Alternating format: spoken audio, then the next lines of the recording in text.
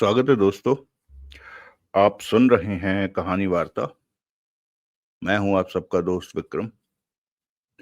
और आज 3:12 पर 14 सितंबर 2025 3:12 पर 13 पर मैं ये रिकॉर्डिंग शुरू कर रहा हूं। हांगकांग में डकैती पार्ट 4। अगले दिन 10 बजे देवराज चौहान भाईखला के एक रेस्टोरेंट में गिरीश सोनी से मिला। सुबह के वक्त रेस्टोरेंट में जरा भी भीड़ नहीं थी। मात्र 4 टेबलों पर लोग बैठे थे। देवराज चौहान की हालत पहले से ही बेहतर लग रही थी। माथे पर बंधी बैंडेज हट गई थी। माथे की साइड में जख्म पर कॉटन की टेप लगी थी। चेहरे पर 2-3 जगह खरोचों के निशान दिख रहे थे, परंतु वो बुरे नहीं लग रहे थे। शरीर में कपड़ों के नीचे छोटे छोटे कई जख्म थे, जहां से टीस उठ जाती थी। दोनों ने एक टेबल संभाल ली। तुम्हारी हालत ज्यादा ठीक नहीं लग रही, गिरीश सोनी ने गंभीर स्वर में कहा। पहले से बेहतर है। जैम टिमोरा ने तुम लोगों की काफी ठुकाई करवाई। उसने कोई कसर नहीं छोड़ी। देवराज चौहान शांत था। हमें काम की बात करनी चाहिए। गिरीश सोनी ने सिर हिलाकर देवराज चौहान को देखा। मैं मैगी के वॉल्ट के बारे में जानना चाहता हूँ, जो तुमने वहां देखा जब भीतर गए। वहां के रास्ते, वो जगह कैसी है, भीतर का सिस्टम, जो भी तुम वॉल्ट के बारे में समझ पाए, वो सब मुझे बताओ। तभी वेटर आ गया। तुमने नाश्ता किया? गिरीश सोनी ने देवराज चौहान से पूछा। नहीं। गिरीश ने वेटर को नाश्ते का ऑर्डर दिया। वेटर चला गया तो गिरीश सोनी ने कहा, तुमने अभी डायमंड वॉल्ट में डकैती की। मैं तुम्हें इतना बता दूं कि डायमंड वॉल्ट मैगी के वॉल्ट के सामने सुरक्षा के लिहाज से कुछ भी नहीं है। मैगी के वॉल्ट के सामने डायमंड वॉल्ट बहुत छोटा सा बच्चा है। इस पर भी तुम्हें वॉल्ट डायमंड वॉल्ट में डकैती करने में दिक्कत आई तो समझ लो कि मैगी के वॉल्ट के सुरक्षा के इंतजाम कैसे होंगे। कोई भी वॉल्ट बच्चा या बड़ा नहीं होता। हर जगह सुरक्षा के अपने अपने सिस्टम होते हैं। रही बात दिक्कत की, तो वो तब भी आती है जब मामूली सी दुकान में किसी ने चोरी करनी हो। देवराज चौहान ने शांत स्वर में कहा। सुरक्षा के जितने पक्के इंतजाम होंगे, उन्हीं इंतजामों में इंतजाम को तोड़ने का रास्ता भी मौजूद होता है। मैंने आज तक ऐसे इंतजाम नहीं देखे कि जिन्हें देखकर मुझे पीछे हटना पड़े। गिरीश सोनी ने गंभीरता से सिर हिलाकर कहा। ये बातें तुम्हें बेहतर पता होंगी, क्योंकि ये तुम्हारा काम है। मुझे नहीं पता कि डकैती कैसे की जाती है, लेकिन मैंने जो महसूस किया वो तुम्हें कह दिया। मेरे ख्याल में तो मैगी के वॉल्ट को लूटा नहीं जा सकता। वहां के बारे में जो मुझे पता है वो तुम्हें बताता हूँ। उससे तुम्हें अंदाजा हो जाएगा कि वहां के क्या हालात हैं सुरक्षा के। देवराज चांद की नजरें गिरीश सोनी पर टिकी थी। मैगी का वॉल्ट 2000 गज की जगह में बना है, हांगकांग के भरे पूरे इलाके में। 2000 गज की पुरानी इमारत खरीदी गई और उसे तोड़कर इस नई इमारत का निर्माण कराया गया। इस काम में डिमोरा ने ना के बराबर दखल दिया। सब काम मैगी ने ही पूरा किया। वॉल्ट की इमारत बनाने से पहले मैगी उसके सुरक्षा के इंतजामों को भी तैयार कर चुकी थी। ऐसे में निर्माण के समय ही सुरक्षा के इंतजाम भी शुरू हो गए थे। उसके बाद मुझे जानना है कि आज वॉल्ट के भीतर से किस हाल में है। भीतर जाओ तो वहां कैसा दिखता है सब कुछ। गिरीश सोनी कुछ पल चुप रहा, फिर कह उठा। मैं जैम डिमोरा के साथ मैगी के वॉल्ट में गया था। वहां कोई नहीं जानता कि मैगी जैम डिमोरा की बेटी है, और वहां जैम डिमोरा का नाम किसी अन्य नाम से रजिस्टर्ड है। उधर कोई नहीं जानता कि वो ड्रग्स किंग जैम डिमोरा है। वॉल्ट के काम गुप्त रूप से होते हैं। किसी की पहचान उजागर नहीं की जाती। मैगी के वॉल्ट की इमारत पिलरों के सहारे खड़ी है, मतलब कि नीचे पिलर हैं और पार्किंग है। ऊंची 4 दीवारी है। प्रवेश गेट पर भीतर की तरफ एक केबिन बना हुआ है, जहां पर हर वक्त 6 कर्मचारी मौजूद रहते हैं। केबिन के गिर्द 4 गनमैन रहते हैं और पार्किंग वाली जगह पर 6 पार्किंग अटेंडेंट आने वाली गाड़ियों की को पार्क करवाते हैं। प्रवेश गेट पर केबिन में मौजूद 6 कर्मचारी आने वाले की पूरी जांच करते हैं। आने वाले को पासवर्ड बताना होता है। उस पासवर्ड की एंट्री करने पर कंप्यूटर पर पासवर्ड के मालिक की तस्वीर आ जाती है।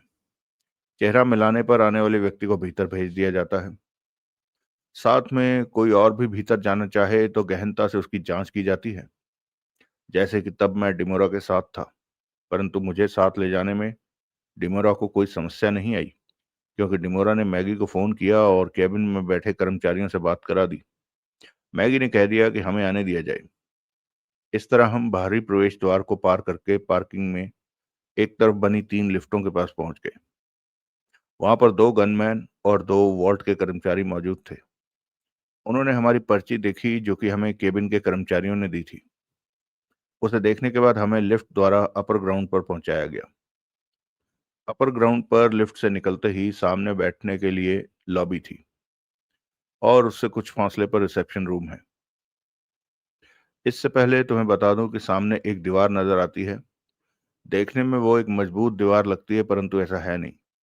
वो मैगी के ऑफिस का शीशा है, जो कि बाहर से मजबूत दीवार दिखती है और कैबिन में प्रवेश करने पर पता चलता है कि वो ऐसा शीशा है जहां से बाहर स्पष्ट देखा जाता है। जब भी कोई भीतर आता है तो मैगी उसे देख रही होती है, अगर वो अपने ऑफिस में मौजूद हो तो। जैम डिमोरा पर किसी को शक न हो कि वो मैगी का नजदीकी है, ऐसे में भीतर आने पर वॉल्ट की फॉर्मेलिटीज उसे पूरी करनी होती हैं। उसमें मैगी दखल नहीं देती। मैं जैम डिमोरा के साथ उस रिसेप्शन रूम में गया। वहां रजिस्टर पर नाम पता नोट करवाया गया। आने की वजह लिखी गई। डिमोरा ने साइन किए। कंप्यूटर में पहले से दर्ज तस्वीर से डिमोरा के चेहरे का मिलान किया गया। यह कार्रवाई पूरी होने के बाद मैगी को इंटरकॉम पर सूचित किया गया तो फौरन ही मैगी वहां आ पहुंची। मैगी को क्यों बुलाया गया? देवराज चौहान ने पूछा। ताकि हमें वॉल्ट के भीतर ले जाया जा सके। ये काम तो वॉल्ट का कोई भी कर्मचारी कर सकता है। वॉल्ट के कर्मचारियों को वॉल्ट के भीतर जाने की इजाजत नहीं है। मैगी हर वक्त वॉल्ट में मौजूद रहती है और आने वाले कस्टमरों को वही वॉल्ट के भीतर ले जाती है। अगर वॉल्ट में कोई और काम हो, जैसे कि किसी सिस्टम की रूटीन चेकिंग हो या किसी फॉल्ट को ठीक करना हो या वॉल्ट में सफाई की जरूरत हो, यानी कि कस्टमर के अलावा भीतर जाने का कोई दूसरा काम हो, तो वो काम जॉनी राइट नाम का आदमी कर्मचारियों को वॉल्ट में ले जाकर काम को पूरा करवाता है। जॉनी राइट मैगी का विश्वासी है। अगर किसी स्थिति में मैगी कस्टमर के साथ वॉल्ट में भीतर नहीं जा पाती, तो वो जॉनी राइट को कस्टमर के साथ भीतर भेजती है।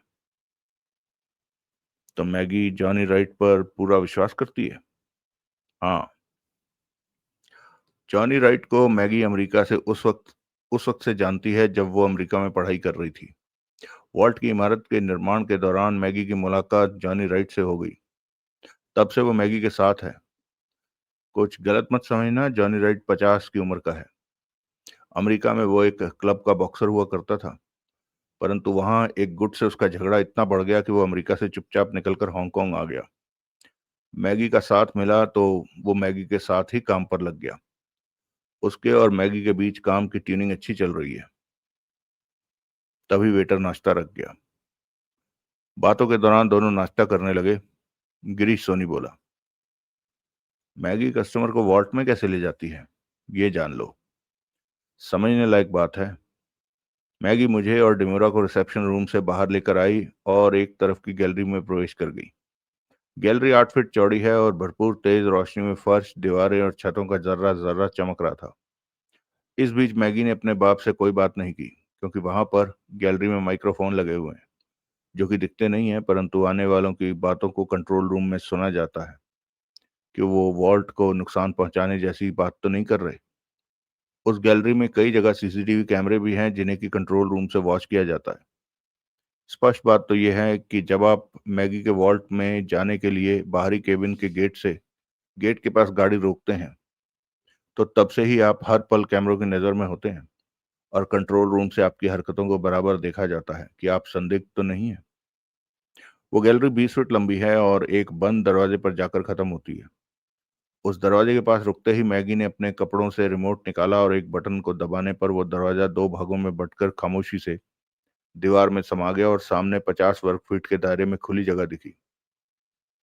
मैं तुम्हें बता दूं कि मैगी के हाथ में थमे रिमोट पर 50 से ज्यादा बटन हैं और वो रिमोट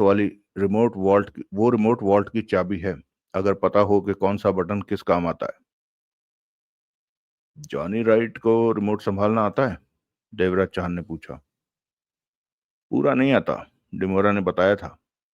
उसे उतना ही आता है जितना कि मैगी ने उसे समझाया। उससे ज्यादा वो नहीं जानता। आगे सुनो। 50 वर्ग फीट के दायरे में 6 दरवाजे हैं, परंतु वहां से पैदल आगे नहीं बढ़ा जा सकता।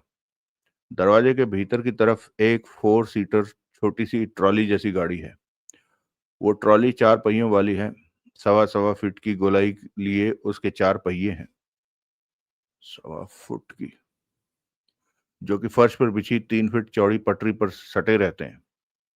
ट्रॉली के आगे लाल रंग की 4 इंच चौड़ी पट्टी खिंची है, जिसका मतलब है कि उसे पार करना मना है। फर्श पर बिछी पटरी ठीक सामने एक दरवाजे पर जाकर खत्म होती है, जो कि 50 फीट दूर है। ये ट्रॉली का वहां पर होना मैं समझ नहीं पाया, देवराज चाहन ने कहा। सुनते रहो, समझ में आ जाएगा। उस ट्रॉली में सिर्फ 4 लोगों के खड़े होने की जगह है।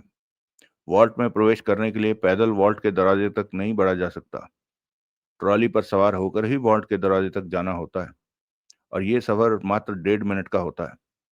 ट्रॉली को आगे बढ़ाने के लिए मैगी हाथ में थमे रिमोट के किसी बटन का इस्तेमाल करती है और ट्रॉली धीमी रफ्तार से आगे बढ़ती है।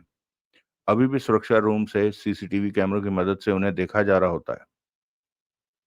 ट्रॉली की क्या जरूरत है? फर्श पर चलकर भी तो वॉल्ट के दरवाजे तक पहुंचा जा। कभी नहीं। उस लाल पट्टी के आगे फर्श के भीतर जगह जगह सेंसर लगे हैं। ये वॉल्ट की सुरक्षा का पहला कदम है। फर्श पर 5 किलो से ज्यादा का बोझ पड़ते ही वो सेंसर जाग उठते हैं और अलार्म बजा देते हैं। ये अलार्म वॉल्ट के हर हिस्से में बज उठता है और इमारत के बाहर तक सुना जा सकता है। समझा। इस प्रकार मैगी ने वॉल्ट को सुरक्षा दे रखी है कि कोई खामोशी से वॉल्ट के दरवाजे तक ना पहुंच सके। सही समझे।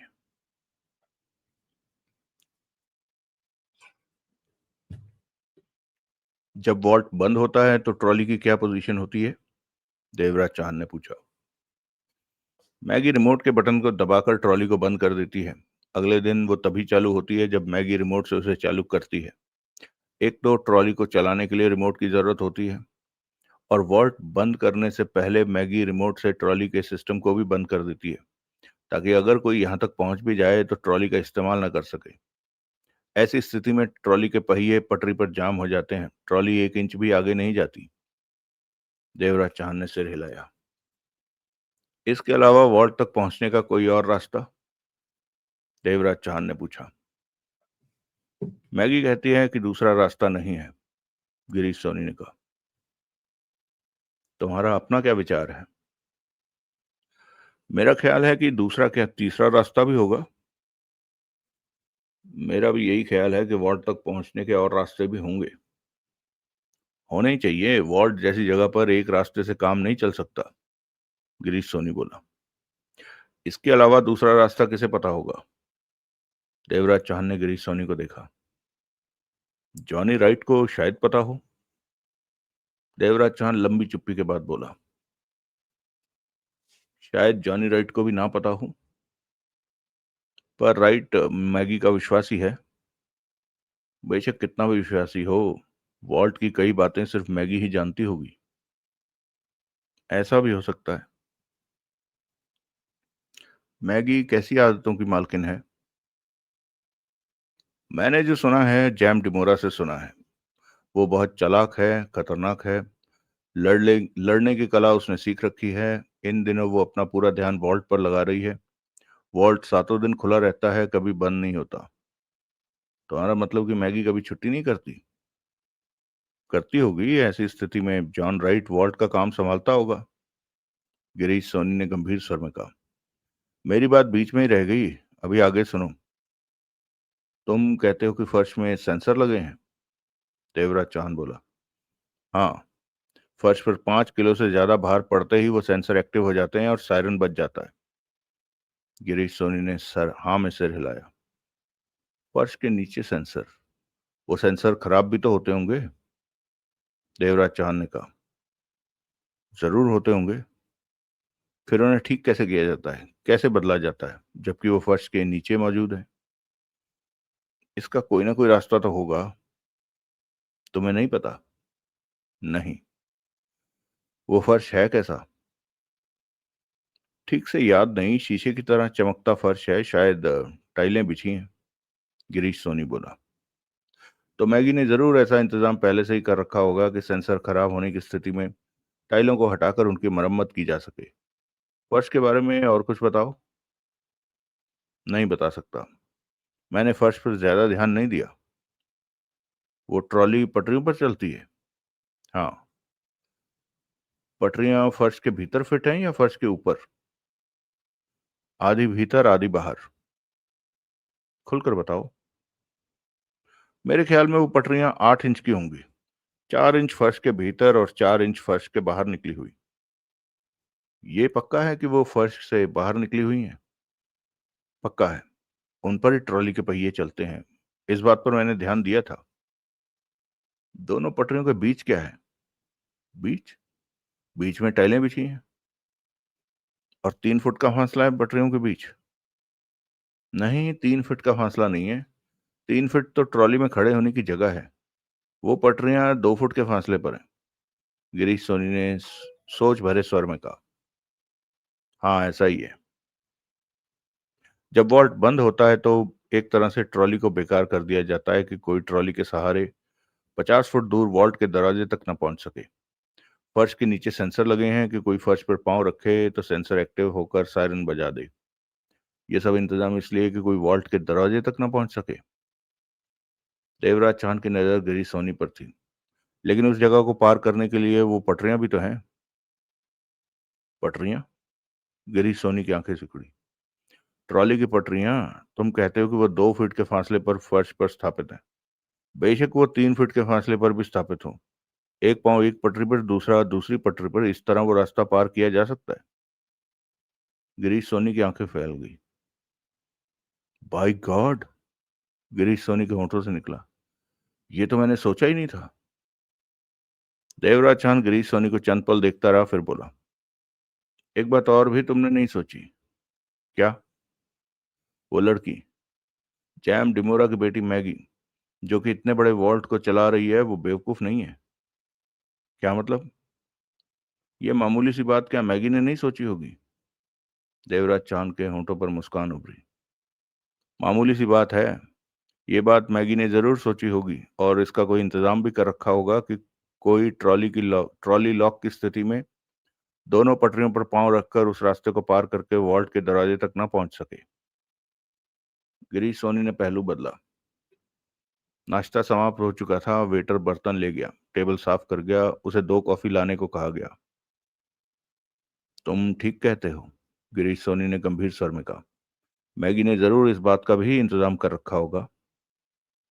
देवराज चांद ने कुछ नहीं कहा।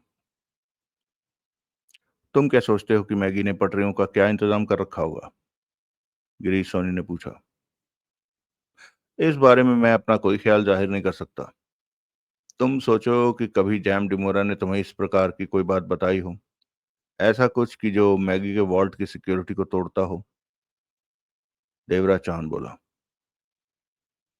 सोच के बाद गिरीश सोनी ने कहा, मुझे नहीं लगता कि डिमोरा ने कभी इस बारे में कुछ बताया हो।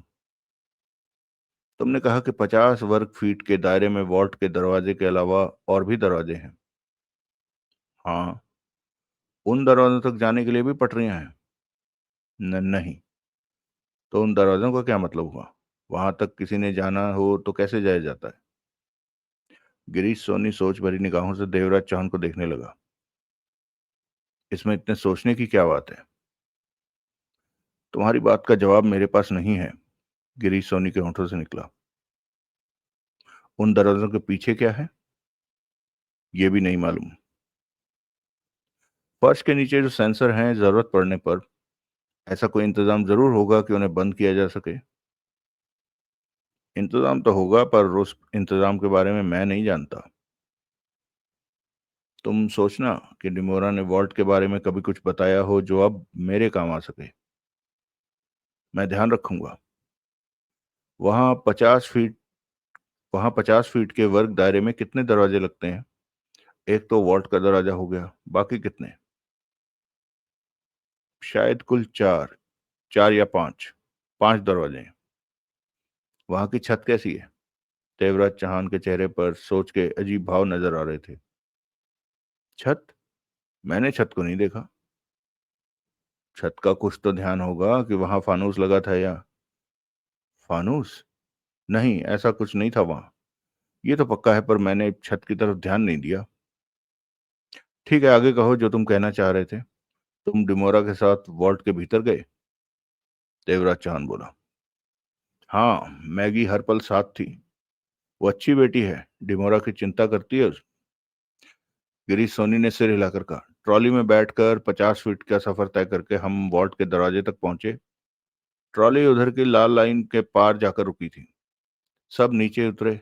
मैगी ने रिमोट का एक बटन दबाया तो वॉल्ट का दरवाजा खुल गया। मैं उस वॉल्ट का मैं उसे वॉल्ट का दरवाजा समझ रहा था, परंतु वॉल्ट का दरवाजा वहां से 10 फीट भीतर नजर आ रहा था।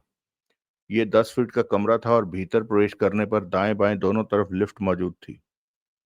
तब डिमोरा ने मुझे बताया था कि वॉल्ट का दरवाजा वो सामने वाला है, परंतु कोई उस तरफ बढ़े तो फर्श पर उसका बोझ पड़ते ही नीचे मौजूद वहां के सेंसर एक्टिव हो जाएंगे और सायरन बजने लगेगा। आगे की तरफ जाना हो तो मैगी रिमोट से सेंसर को ऑफ कर देती है, तब फर्श पर चला जा सकता है। परंतु लिफ्टों वाले हिस्से के पास सेंसर का खतरा नहीं था। मैगी वॉल्ट के दरवाजे की तरफ न बढ़कर लिफ्ट के पास जा पहुंची। ये बाईं तरफ वाली लिफ्ट थी। मैगी ने लिफ्ट का कोई बटन इस्तेमाल नहीं किया, वो सारा काम रिमोट से ही लेती रही। लिफ्ट के दरवाजे खुले तो हम तीनों लिफ्ट में प्रवेश कर गए। मैगी का अंगूठा हाथ में पकड़े रिमोट के बटनों पर चल रहा था।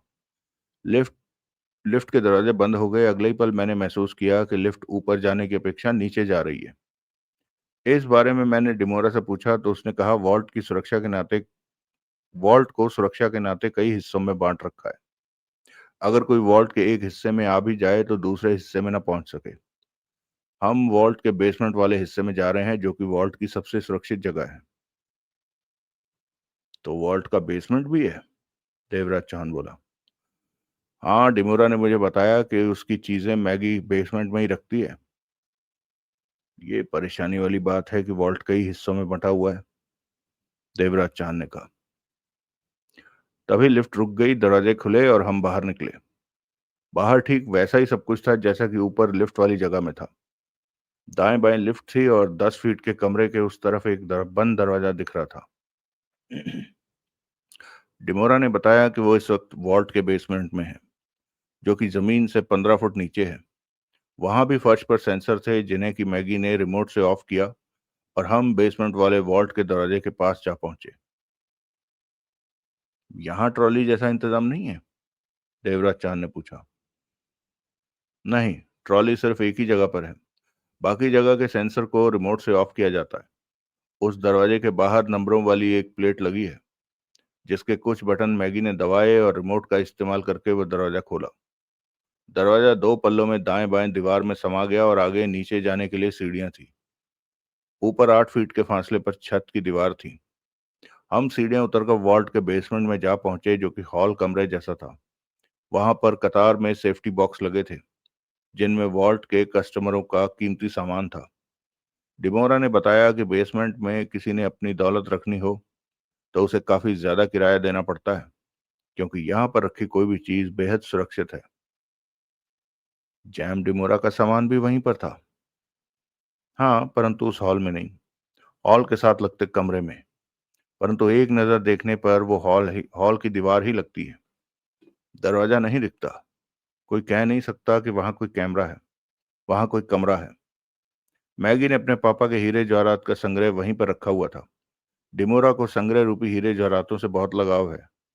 डिमोरा ने बताया कि वो बेशक कितना भी व्यस्त हो, सप्ताह में एक बार यहाँ आकर कुछ घंटे इन हीरे जवाहरातों के साथ बिताता है। इससे उसे शांति मिलती है। उस कमरे का दरवाजा कैसे खोला गया? देवराज चौहान ने पूछा। रिमोट से, गिरीश सोनी ने कहा।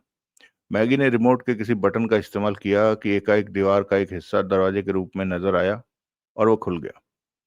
हम भीतर पहुंचे। भीतर का नजारा देखकर मैं ठगा सा रह गया। कमरा ज्यादा बड़ा नहीं था। कमरे के बीचों बीच गोल्ड का एक बहुत बड़ा बर्तन रखा हुआ है, जिसकी ऊंचाई 4 फीट और फैलाव 6 फीट था। उस बर्तन में 1000 आदमियों का खाना एक ही बार में बनाया जा सकता है। उसके भीतर दुनिया भर के बेशकीमती हीरे जवाहरात पड़े अपनी छटा बिखेर रहे थे। बहुत लाजवाब नजारा था। हर हीरा अपना ही रंग छोड़ रहा था। अद्भुत था ये सब देखना। तुम नहीं समझ सकते। गिरीश सोनी ने गहरी सांस ली। मेरी हालत पर डिमुरा मजे लेता बोला कि मैं हीरे को छू कर उठाकर भी देख सकता हूँ। तब मैंने ऐसा ही किया। डिमुरा मुझे बताने लगा कि कौन सा हीरा किस वक्त का है और उसका महत्व क्या है, वो कितनी कीमत का है, उसे हासिल करने में उसे क्या क्या परेशानी आई। मैगी चली गई थी। हम कई घंटे उसी कमरे में रहे। जैम डिमोरा हीरों के साथ बच्चों की तरह खेलता खुश होता रहा। मैं खामोशी से खड़ा डिमोरा की हालत पर गौर कर रहा था। कमरे में सिर्फ हीरे ही थे? देवराज चांद ने पूछा। थोड़ा बहुत सामान और भी था, जिसमें वो काला लेदर का बैग भी था, जिसमें मेरे काम का सामान पड़ा है। डिमोरा ने मुझे बताया कि इस बैग में तुम्हारे पंख रखे हैं। मैंने तुम्हारे पंख कतर रखे हैं कि तुम उड़ ना सको। हर काबिल आदमी को मैं इसी तरह फंसाकर उसे तैयार करता हूँ कि वो मेरे इशारे पर काम करे और अपना मुंह बंद रखे। उसके कहने पर मैंने वो बैग खोलकर भी देखा। भीतर मेरी मौत का सामान था, जो कि कानून के हाथ लग जाए तो मैं फांसी के फंदे तक पहुंच सकता हूँ। तब डिमोरा ने मुझे नई बात बताई कि ये जुर्म तुमने नहीं किया था। तुम्हारे आसपास ऐसे हालात तैयार किए कर दिए गए थे कि तुम ये सब करने के लिए मजबूर हो जाओ और मेरे लोग तुम्हारे खिलाफ सबूत इकट्ठे कर लें। ऐसा ही हुआ और तुम फंस गए। अब तुम हमेशा मेरे इशारे पर काम करोगे। गिरीश सोनी खामोश हो गया। देवराज चांद की निगाह उस पर थी। वहां से बाहर कैसे आए? देवराज चांद ने पूछा। जैम डिमोरा को जब बाहर निकलना था तो उसने कमरे में लगा एक तरफ का बटन दबा दिया, जो कि मैगी के ऑफिस में बजता था। उसके 15 मिनट बाद ही मैगी वहां पहुंची और हमें उसी प्रकार बाहर ले गई जैसे भीतर लाई थी। ये सब सुनकर तो लगता है कि मैगी का वॉल्ट काफी सुरक्षित है, देवराज चौहान ने सोच भरे स्वर में कहा। पूरी तरह सुरक्षित है। सुरक्षा के तगड़े इंतजाम हैं। पूरा इंतजाम तो मुझे भी मालूम नहीं, परंतु जो जो मुझे पता था वो मैंने बता दिया। मैगी के वॉल्ट में जाना और काम पूरा करके बाहर आना असंभव सी बात है। तुम एक ही बार वहां गए? एक ही बार। सिर्फ बेसमेंट में गए? वॉल्ट के अन्य हिस्सों में नहीं गए? नहीं। जैम डिमोरा ने अपने हीरे जवाहरात पुनः वॉल्ट में पहुंचा दिए हैं? डिमोरा ने ऐसा ही कहा है मुझसे। तुम्हारा क्या ख्याल है, वो वॉल्ट कहाँ रखे? उसी बेसमेंट के उसी कमरे में। वो वॉल्ट की सबसे सुरक्षित जगह है। मैगी अपने बाप की दौलत वहीं रखेगी। पक्का भरोसा है इस बात पर? पूरा भरोसा है, गिरीश सोनी ने दृढ़ स्वर में कहा। तुमने जो इंतजाम बताया है, इसके अलावा सुरक्षा के क्या इंतजाम? मैं नहीं जानता। पता करो। इन हालातों में पता करना आसान काम नहीं। डिमोरा अब सतर्क होगा। उससे कुछ पूछना खतरे से खाली नहीं। वो शक खा सकता है। मेरे लिए ये काम कठिन है, गिरीश सोनी ने गंभीर स्वर में कहा। देवराज चौहान फौरन कुछ नहीं कह सका। वो सोच में था। तभी वेटर कॉफी रख गया। मेरे ख्याल में तुम्हें जो मालूम है, देवराज चांद ने कॉफी का घूंट भरते हुए कहा, वो सुरक्षा इंतजामों का 5% ही होगा। मैं भी मानता हूं। अभी बहुत कुछ है बाकी मालूम करने को। मुझे नहीं लगता कि तुम मैगी के वॉल्ट में डकैती करने में सफल हो सकते हो। मैं अभी कुछ भी नहीं सोच रहा कि मुझे कैसे काम करना है। अभी तो मैं वॉल्ट की, सोहनलाल की, डिमोरा की हर तरह की जानकारी पाने की चेष्टा में हूँ, देवराज चांद ने कहा। तुमने वॉल्ट का जो जो भी हिस्सा देखा है, बाहर से लेकर भीतर तक, हर बात का मुझे नक्शा बनाकर दे सकते हो? जरूर, परंतु इसमें वक्त लगेगा। मुझे काफी कुछ सोचना पड़ेगा। 5-7 दिन तो लग जाएंगे। मेरे पास 2-3 दिन से ज्यादा का वक्त नहीं है। वो कैसे? मुझे हांगकांग जाना है। गिरीश सोनी कुछ सोचकर कह उठा, इतनी जल्दी मैं देखे गए वॉल्ट का नक्शा नहीं बना पाऊंगा, परंतु तुमसे हांगकांग में मिल सकता हूँ। हांगकांग में? 1 सप्ताह बाद तुमसे हांगकांग में मिलता हूँ, वहां तुम्हें नक्शा दे दूंगा। कहाँ मिलोगे? एक पता बताता हूँ तुम्हें, मैं वहीं पर ठहरूंगा। कहकर गिरीश ने पता बताया। तुम यहाँ आ जाना। ठीक है, तुमसे हांगकांग में मिलूंगा। मेरा फोन नंबर हांगकांग में भी काम करेगा। ये तो अच्छी बात होगी, हम फोन पर भी बात कर सकते हैं, गिरीश सोनी ने कहा। अगला दृश्य। देवराज चौहान जब ठिकाने पर पहुंचा तो दोपहर के 2 बज रहे थे। धूप तेज थी और गर्म हवा चल रही थी। बार बार पसीना बह उठता था। विनय बरूटा उसे देखते ही बोला, तुम सुबह सुबह कहाँ चले गए थे? मैं सोया उठा तो पता चला कि तुम बाहर गए हो। कुछ काम था? देवराज चौहान ने कहा। तब तक जगमोहन भी पास आ गया था। जैम डिमोरा ने तुम्हें 30 दिन का वक्त दिया है। 4 दिन बीत चुके हैं। सोहनलाल की जिंदगी 26 दिन बाकी बची है। तुम्हें सोहनलाल की चिंता है या हीरे जवाहरातों को पाने की चिंता है? सोहनलाल की चिंता तुम्हारी है, हीरे जवाहरातों की चिंता मेरी है। तो तुम हीरे जवाहरातों की बात करो। तुमने कहा था कि आज हांगकांग जाने के बारे में बताओगे। बताओ, कब चलना है? बरूटा बोला। प्रोग्राम बना लो, कल या परसों का, देवराज चौहान ने कहा। पक्का? हाँ, हांगकांग जाना ही है अब। देवराज चौहान का चेहरा कठोर हो गया। तुम किस प्रकार की तैयारी करोगे? जगमोहन ने बरूटा से पूछा। समंदर के रास्ते, यही ठीक होगा। इंतजाम क्या होगा? उसकी फिक्र मत, मैं तुम्हारे इंतजाम के बारे में जानना चाहता हूँ। ऐसा ना हो कि हम नई मुसीबत में फंस जाएं। मुझ पर भरोसा रखो, मेरी खास पहचान के लोग हैं। वो पानी के रास्ते अक्सर ड्रग्स लेकर हांगकांग जाते रहते हैं। कोई समस्या नहीं आएगी। शाम तक तुम लोगों को बता दूंगा कि कब चलने का प्रोग्राम है। सफर बोट में होगा? हाँ, सुरक्षित बोट है। मैं खुद सब कुछ चेक करूंगा कि तुम हमारे साथ सफर क्यों नहीं करते? मैं तुम लोगों के साथ रहकर अपने लिए मुसीबत नहीं बढ़ाना चाहता। डिमोरा के लोग मुझे ढूंढ रहे हैं। मैं अकेला ही हांगकांग पहुंच जाऊंगा अपने ढंग से, तुम लोगों के पहुंचने के अगले दिन ही। हांगकांग में हमारी मुलाकात कहाँ पर होगी? जगमोहन ने पूछा। कोई जगह तय कर। मेरा फोन चालू रहेगा हांगकांग में भी, देवराज चौहान बोला। यह इंतजाम करके जाऊंगा मैं हिंदुस्तान से। फिर तो कोई दिक्कत ही नहीं आने वाली। हांगकांग पहुंचकर तुम्हें फोन कर लूंगा। विनय बरूटा पास से हटा तो जगमोहन बोला, कहाँ गए थे? गिरीश सोनी से मिलने। वो मैगी के वॉल्ट के बारे में जानकारी दे रहा था, देवराज चौहान ने कहा। नई बात पता चली? हाँ, परंतु जानकारी ना के बराबर है। हांगकांग में हमें ही जानकारी इकट्ठी करनी होगी। सोहनलाल के बारे में कोई खबर? इतना ही कि वो डिमोरा के साथ हांगकांग में। तभी देवराज चौहान का फोन बजने लगा। देवराज चौहान ने बात की। दूसरी तरफ गिरीश सोनी था। अब अभी अभी जैम डिमोरा का फोन आया। वो यहाँ के हाल पूछ रहा था। मैंने कहा मुझे खबर नहीं कि यहाँ के लोग अब क्या करने वाले हैं या कुछ नहीं करेंगे। तो उसने हंसकर कहा, उसे किसी बात की फिक्र नहीं। हीरे जवाहरात को मैगी के वॉल्ट में रखवा दिया है। मैंने पूछा, वहीं पर जहां वो पहले रखे थे? तो उसने हाँ कहा। सोहनलाल के बारे में उसने कहा कि उसे ऐसी जगह रखा है कि देवराज चौहान उसे ढूंढ नहीं सकता। देवराज चौहान के दांत भिज गए। और कुछ? तुम्हें बताने लायक यही बात हुई। गिरीश सोनी की आवाज कानों में पड़ी। उसने अपने बारे में बताया कि वो कहाँ है? देवराज चौहान ने पूछा। नहीं बताया, मेरा पूछना ही नहीं बनता था। कोई और बात हो तो बताना। मैं हांगकांग पहुंचकर तुम्हें फोन करूंगा। तुम वहां कब तक पहुंच जाओगे?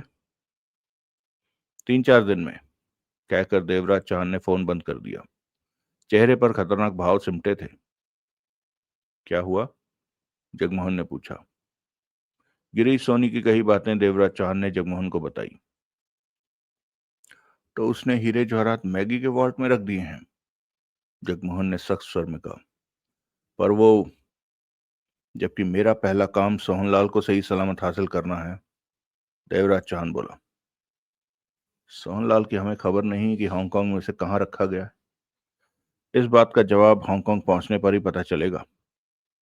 जगमोहन गुस्से में था। तुमने क्या सोचा है, काम कैसे करना है? जगमोहन ने पूछा। अभी कुछ नहीं सोचा, अभी सिर्फ हालातों को देख रहा हूं। काम करने का फैसला हांगकांग में होगा। हीरे जवाहरात वॉल्ट में हैं जो कि तुमने विनय बरूटा को देने हैं। गिरीश सोनी का काला बैग भी वॉल्ट में है, परंतु सोहनलाल तो वॉल्ट में नहीं है। इससे तो लगता है कि हमें वॉल्ट में भी घुसना होगा और सोहनलाल की तलाश में पूरा हांगकांग छानना होगा। लेकिन सोहनलाल के लिए डिमोरा ने 30 दिन तय कर रखे हैं, इसलिए पहले सोहनलाल को हर हाल में हासिल करना होगा। जगमोहन ने अपने शब्दों पर जोर देकर कहा। बोला तो इस बात का फैसला हांगकांग पहुंचकर किया जाएगा कि तुम सोहनलाल के ग- तुम सोहनलाल के लिए गंभीर हो कि उसे बचाना है? जगमोहन ने पूछा। सब कुछ तो हम सोहनलाल के लिए ही कर रहे हैं। फिर तो फिर फैसला लेने में देरी क्यों कि सबसे पहले सोहनलाल को डिमोरा के हाथों से लेना है? देवराज चौहान कुछ पल जगमोहन को देखता रहा, फिर बोला। मेरे दिमाग में बहुत कुछ चल रहा है, इसलिए अभी कुछ नहीं कह सकता कि काम कैसे चलेगा। क्या चल रहा है दिमाग में? इस बारे में हांगकांग पहुंचकर बात करना। परंतु इतना जान लो कि सोहनलाल को बचाना मेरा पहला काम है, बाकी सब काम बाद के हैं। सबसे जरूरी काम हमारे लिए सोहनलाल ही है। देवराज चौहान ने दृढ़ स्वर में कहा। मैं तुम्हारे मुंह से यही सुनना चाहता था। अली बख्श हमारे साथ हांगकांग जाएगा? जगमोहन ने पूछा। वो हमारे साथ रहेगा, उसकी जरूरत हमें हांगकांग में मैगी के वॉल्ट में पड़ सकती है। अगला दृश्य। फुटपाथ पर चलता चलता सुधीर कावले एकाएक ठिठका और फुर्ती से पलटा। उसकी नजर 15 कदम पीछे आ रही 32-33 बरस की विदेशी युवती पर जा टिकी। युवती ने ब्लू जीन्स जो कि टाइट थी और कूल्हों का आभार जरूरत से ज्यादा नजर आ रहा था, जो कि युवती को आकर्षक बना रहा था। पाँव में मैरून कलर की बैली थी और ऊपर जीन की शर्ट थी जो कि कठिनता से कमर तक आ रही थी। कमीज में उसके वक्ष भी आकर्षक ढंग से उठे हुए थे। कावले को उसकी खूबसूरती से जरा भी मतलब नहीं था। उसे मुख्यतः इस बात की उलझन थी कि कल से इस युवती को अपने आसपास मंडराते देख चुका था। कभी अचानक गायब हो जाती तो कभी दिख जाती। कावले को समझने में जरा भी देर न लगी कि ये उसकी निगरानी कर रही है। पर यह विदेशी युवती है कौन? क्यों उस पर नजर रखे हुए है? कावले के सामने यह बहुत बड़ा सवाल था। वो तो इस वक्त सुनीलकर के उस इलाके में मौजूद था जहां वो हफ्ता वसूली करता था और सुनीलकर के आदमियों को ढूंढ रहा था, क्योंकि परसों शाम से एकाएक कहीं गायब हो गए थे और किसी से पैसा वसूल करने भी नहीं आ रहे थे।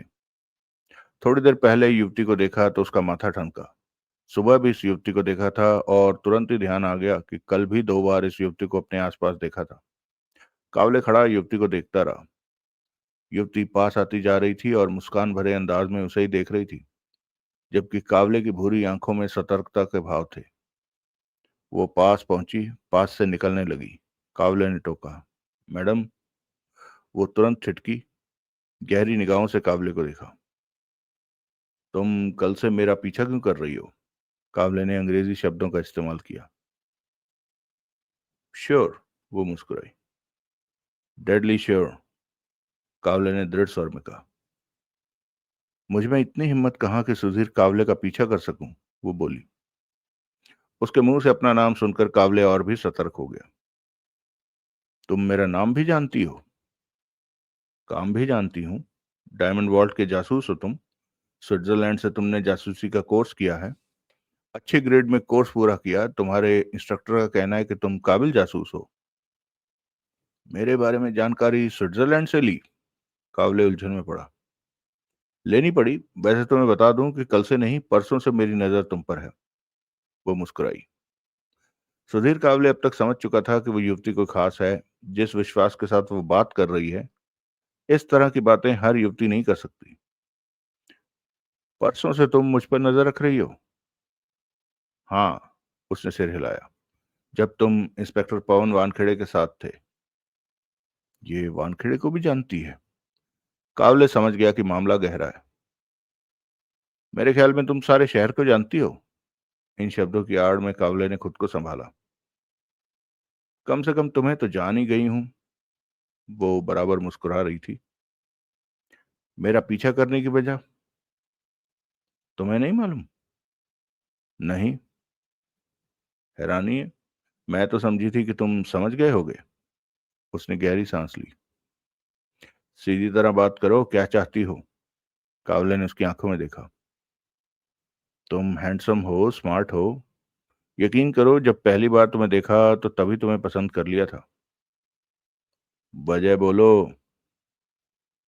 क्या ये वजह नहीं है?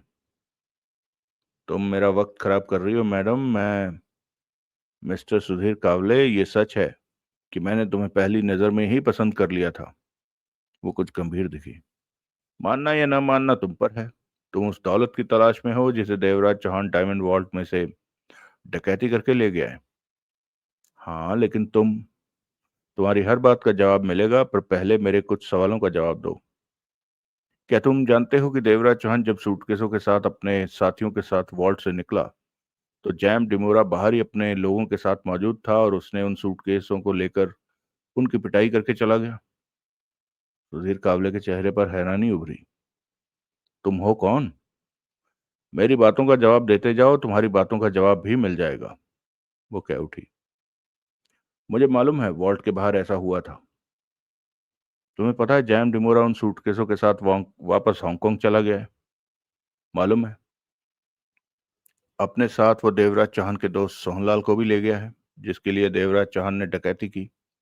परंतु जैम डिमोरा ने सोहनलाल को वापस नहीं किया।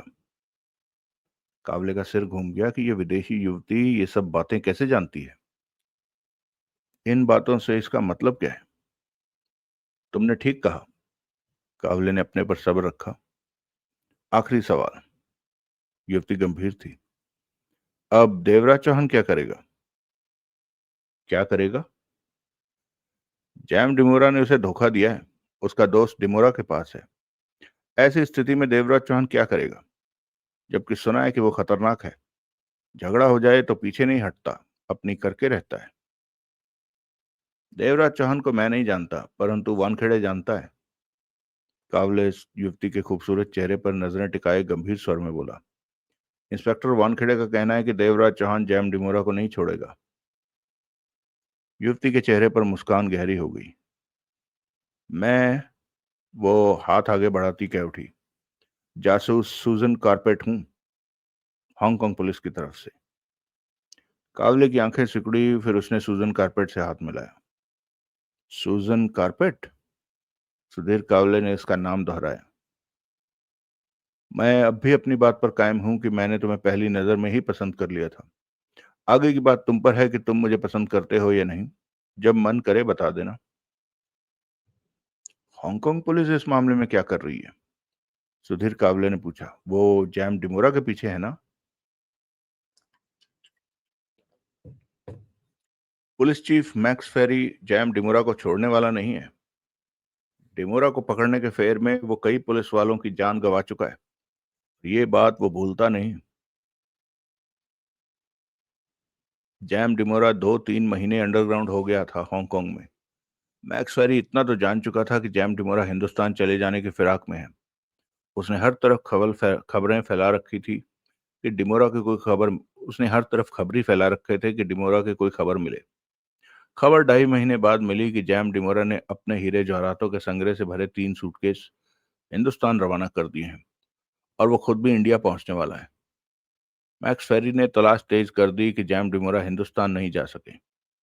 साथ ही पुलिस विभाग के 4 जासूसों को इंडिया भेज दिया कि हम यहाँ की जानकारी लेते रहें। 4 जासूस? कावले गंभीर था। उनमें से एक मैं हूं। बाकी के 3? वो भी अपनी ड्यूटी कर रहे हैं। सूजन कारपेट ने मुस्कुराकर कहा। हमने यहाँ आकर छानबीन की। मैक्स फेरी ने हमें बता दिया था कि डिमोरा का दोस्त विनय बरूटा मुंबई में है। डिमोरा को शिफ्ट होने में वो उसकी सहायता कर रहा है। हमने यहाँ आकर तेजी से काम किया और हमें पता चला कि शोभा नारायण दास बुटीक में जैम डिमोरा है। जैम डिमोरा के हीरे जवाहरात रखे जा रहे हैं। शोभा नारायण दास बुटीक? इस बात से मैं अनजान हूं। इसलिए कि ये पहले की बात है जहां से ये मामला शुरू हुआ था। सुधीर कावले ने सिर हिलाया। हम तब से ही इस मामले पर नजर रख रहे हैं और हमें इंतजार था जैम डिमोरा के इंडिया आने का। मैक्स फेरी ने हमें इस बात का आदेश दे रखा था कि जैम डिमोरा को खत्म करना है, लेकिन हम वो हमारी नज़रों में नहीं आ सका इंडिया आने के बाद। इसकी मुख्य वजह ये रही कि जैम डिमोरा कभी भी एक ठिकाने पर नहीं रहा। दिन कहीं बिताता तो रात कहीं। वो अपनी जगह बदलता रहा, परंतु सारा मामला हमारी नज़रों के सामने रहा कि कैसे सोहनलाल, विक्की पावड़े, रघु ने उसके हीरे जवाहरात शोभा नारायण दास बुटीक से ले उड़े। उसके बाद जो भी हुआ, काफी कुछ हमारी नजरों में रहा। फिर देवराज चौहान ने डायमंड वॉल्ट में उन हीरे जवाहरातों को पाने की कोशिश में डकैती की। किसी प्रकार हम ये जान चुके थे कि देवराज चौहान और जैम डिमोरा में डील तय हुई है कि देवराज चौहान उसके हीरे जवाहरात वापस देगा और डिमोरा उसे सोहनलाल लौटा देगा। मतलब कि सब कुछ हमने देखा। डकैती के वक्त हम दो जासूस वॉल्ट के बाहर अंधेरे में छिपे थे। और तुम लोगों को कैसे मालूम कि देवराज चौहान उस डकैती को करेगा? कावले ने पूछा। देवराज चौहान पर हम नजर रख रहे थे। ओह, तो वो तुम्हारी नजर में था? हाँ, हमें जैम डिमोरा की तलाश थी। किसी प्रकार हम जैम डिमोरा को पा लेना चाहते थे। तो जैम डिमोरा तुम लोगों को तब नजर आया जब सूटकेस लेने वॉल्ट के बाहर पहुंचा था? सुधीर कावले बोला। सही कहा। सूजन कारपेट गंभीर दिखी। तब जैम डिमोरा हमें पहली बार दिखा, लेकिन उस वक्त हालात हालात ऐसे थे कि उसे शूट नहीं किया जा सकता था। वो अपने आदमियों में घिरा हुआ था। रात का अंधेरा था। पास में खड़ी वैन की ओट में रहा वो उस वक्त, और उसे शूट करने के लिए हम उसके करीब भी नहीं आ सकते थे। इन सब बातों ने उसे तब बचा लिया, परंतु जब वो वहां से चला तो मैं कार पर उसके पीछे हो गई। मेरा दूसरा साथी वहीं पर रहा कि आगे के हालातों को समझ सके। तुम डिमोरा के पीछे गई? कावले बोला। हाँ। फिर तो तुमने उसका ठिकाना भी देख लिया होगा? हाँ। तब तो तुम्हें पुलिस को खबर करनी चाहिए थी कि हमें इन बातों से कोई मतलब नहीं कि वॉल्ट किसने लूटा, उसकी दौलत किसके पास है, ये बातें पुलिस को बताएं। हमें तो सिर्फ डिमोरा से मतलब है कि उसे खत्म किया जाए। सूजन कारपेट बोली। उसके बाद मेरी नजर बराबर जैम डिमोरा के ठिकाने पर थी, जहां वो सूटकेसों के साथ पहुंचा था। तब मैंने एक अन्य जासूस को भी अपने पास बुला लिया, परंतु हम जैम डिमोरा का कुछ नहीं बिगाड़ पाए। कुछ घंटों बाद ही उसने मुंबई छोड़ दी। वो 10 आदमियों के साथ सूटकेस लिए एक कैदी जैसा व्यक्ति भी साथ था। समंदर के एक ऐसे वीरान किनारे पर पहुंचा जहां पहले से ही बोट खड़ी थी। सूटकेस उसमें रखे गए। वो खुद भी बैठा कैदी के साथ था और बोट समंदर में चली गई। तब हमें नहीं पता था कि वो कहाँ गया है, लेकिन उसके साथ के जो लोग वापस आ गए, उनमें से एक का पीछा किया, नजर रखी। वो मुंबई का लोकल बदमाश था। मौका मिलने पर हमने उससे संपर्क किया और 10,000 देकर पूछा कि जैम डिमोरा कहाँ गया है, तो उसने बताया हांगकांग गया है। मतलब कि डिमोरा तुम लोगों का शिकार न बन सका। इसका दुख है मुझे कि हम काम पूरा नहीं कर सके। फिर तो तुम लोगों को हांगकांग चले जाना चाहिए था, कावले ने कहा। हम चले भी जाते, लेकिन तभी हमारे एक साथी जासूस ने बताया कि उसने देवराज चौहान के बारे में पता किया है। वो खतरनाक माना जाता है और कभी हार नहीं मानता। लोइस का कहना था कि देवराज चौहान चुप नहीं बैठेगा और जरूर जैम डिमोरा के खिलाफ कुछ करेगा, जो कि हमारे लिए फायदेमंद होगा। अभी हमें यहाँ के हालातों पर नजर रखनी होगी। हमने लुइस की बात मानी क्योंकि वो हमारे ग्रुप का चीफ है। इस तरह हम आगे के हालातों पर भी नजर रखने लगे। अगर तुम इंस्पेक्टर वानखेड़े, देवराज चौहान और एक वो आदमी जो डकैती की रात देवराज चौहान और उसके साथियों को, जब वो घायल सड़क पर पड़े थे, वहां से ले गया, उस पर भी नजर रख रहे हैं। वो साथी कौन है? उसे हम नहीं पहचानते। तुम्हारा मतलब कि देवराज चौहान इस वक्त भी तुम्हारी नजर में है? सुधीर कावले की आंखें सिकुड़ी। वो शुरू से ही हमारी नजर में है। तब से जब वो शोभा नारायण दास बुटीक में कैदी सोहनलाल से मिलने आया था, तब से वो कभी भी हमारी नजरों से दूर नहीं हुआ। इस वक्त भी लुइस और पीटर उसके ठिकाने पर नजर रखे हुए हैं। तुम्हें देवराज चौहान के बारे में पुलिस को बताना चाहिए। कभी नहीं। सूजन कारपेट ने इंकार में सिर हिलाया। क्यों? लुइस का कहना है कि देवराज चौहान जैसा इंसान चुप नहीं बैठेगा। लुइस ने देवराज चौहान के बारे में काफी जानकारी इकट्ठी कर ली है। वो जैम डिमोरा के पीछे पड़ जाएगा। वो अपने दोस्त को जैम डिमोरा से लेकर रहेगा। देवराज चौहान और जैम डिमोरा की लड़ाई में हांगकांग पुलिस को फायदा हो जाएगा। इन बातों की पूरी रिपोर्ट पुलिस चीफ मैक्स फेरी को भेज दी गई है। जवाब में मैक्स फेरी का भी यही कहना है कि इंतजार करो और देखो देवराज चौहान क्या करता है। हांगकांग पुलिस चाहती है कि देवराज चौहान ही जैम डिमोरा को खत्म कर दे। इसमें बुरा क्या है? हांगकांग पुलिस का लक्ष्य तो जैम डिमोरा को खत्म करना ही है। इंडियन पुलिस को देवराज चौहान की जरूरत है। हमें इससे कोई मतलब नहीं, पर मुझे तो है। सूजन कारपेट ने चंद पल सुधीर कावले को देखा, फिर बोली, तुम वॉल्ट के जासूस हो तो इस वक्त तुम वॉल्ट के लिए उन 3 सूटकेसों को पाना चाहते हो, यही बात है ना? हाँ। तो तुम्हें अपने काम के बारे में सोचना चाहिए, सूटकेसों के बारे में सोचना चाहिए। सूजन कारपेट ने शांत स्वर में कहा, वो हीरे जवाहरात हांगकांग पहुंच चुके हैं। वो तुम्हें हांगकांग में ही मिलेंगे। इंडियन पुलिस वो चीजें तुम्हें नहीं लौटा सकती, परंतु हांगकांग पुलिस तुम्हारे काम आ सकती है। खास तौर से मैं तुम्हारे काम आ सकती हूँ। सूजन कारपेट को तुम पसंद आ गए हो? वो मुस्कुराई। एक बार मेरा हाथ थाम कर देखो कि तुम्हारे लिए क्या कर दूंगी मैं। जो भी कहोगे करके दिखा दूंगी। मेरा भरोसा करके देखो। तुम्हें देवराज चौहान के ठिकाने के बारे में पुलिस को बता देना चाहिए, कावले बोला।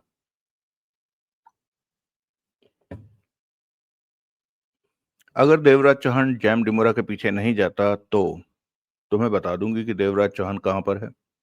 वो पुनः मुस्कुराई। मुझे वानखेड़े को बताना होगा कि तुम्हें देवराज चौहान का ठिकाना पता है। बेशक बताओ। अगर वो कोई एक्शन लेता है तो मैं कह दूंगी कि मैंने तुमसे मजाक किया था। सुधीर कावले ने गहरी निगाहों से सूजन कारपेट को देखा। सूजन कारपेट चंचलता से मुस्कुराई। तुम्हें वानखेड़े से मिलने में कोई एतराज है? कावले ने पूछा। जरा भी नहीं। मैं उसे बुला लेता हूँ। कावले ने जेब से मोबाइल निकाला। लुइस नाराज हो जाएगा। क्या मतलब? मुझे तो तुमसे भी बात करने की इजाजत नहीं।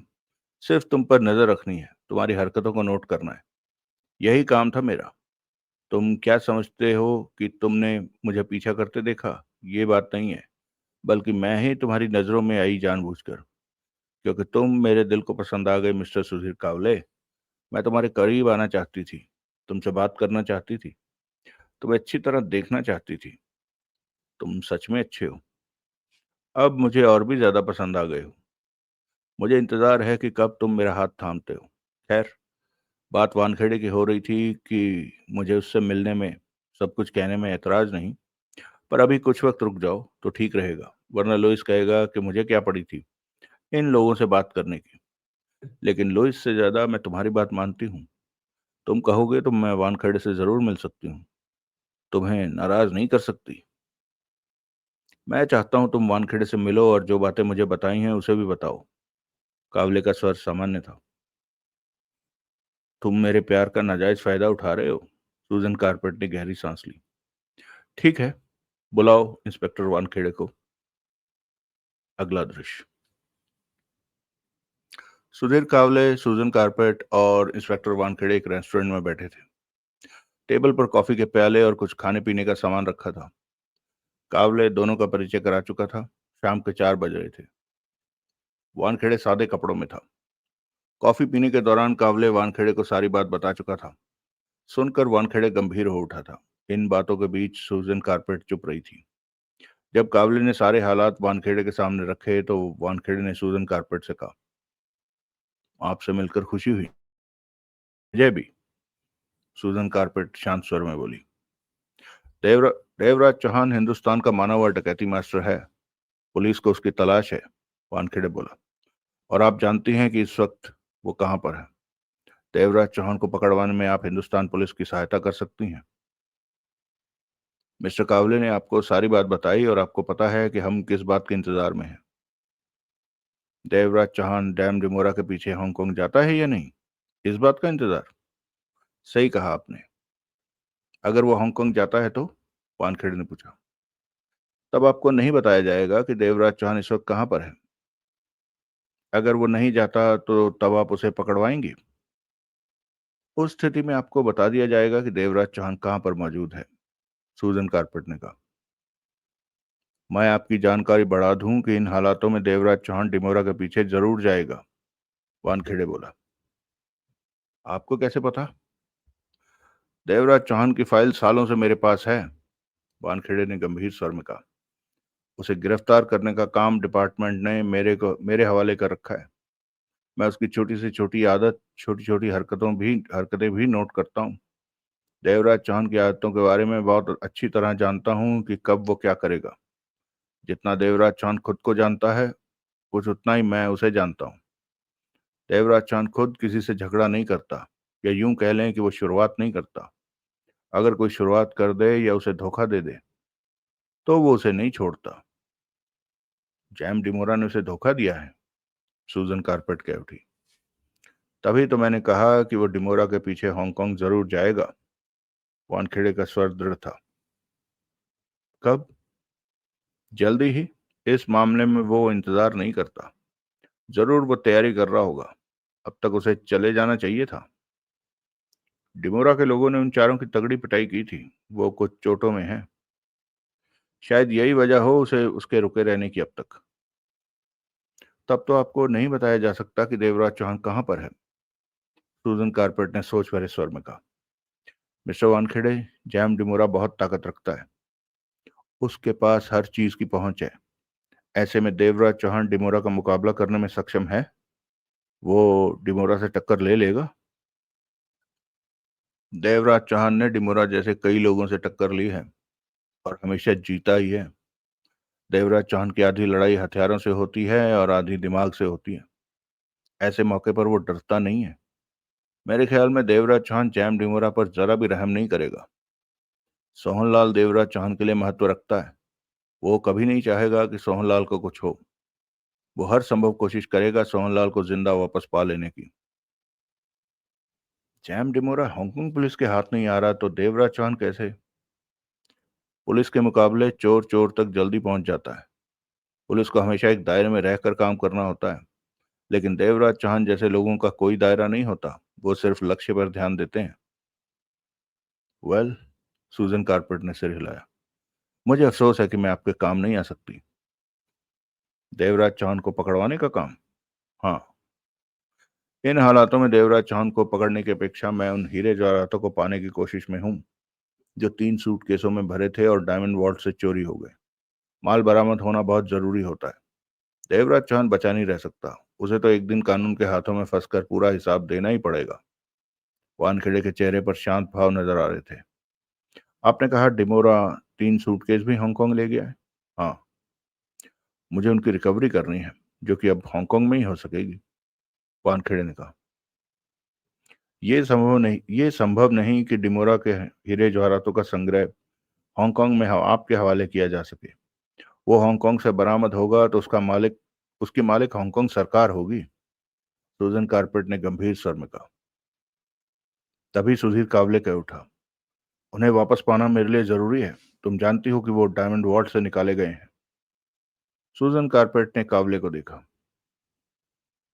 मेरा नाम भी कोई है कि नहीं? मेरा नाम भी कोई है कि नहीं? सूजन कारपेट कह उठी। क्या मतलब? कावले के माथे पर बल पड़े। तुमने अभी तक एक बार भी मेरा नाम नहीं लिया, सूजन कारपेट के स्वर में शिकायत थी। कावले ने वानखेड़े को देखा, फिर सूजन कारपेट से कहा। सूजन, मेरा नाम लेने को कहा है, थप्पड़ मार मैंने नाम लेने को कहा है, थप्पड़ मारने को नहीं कहा।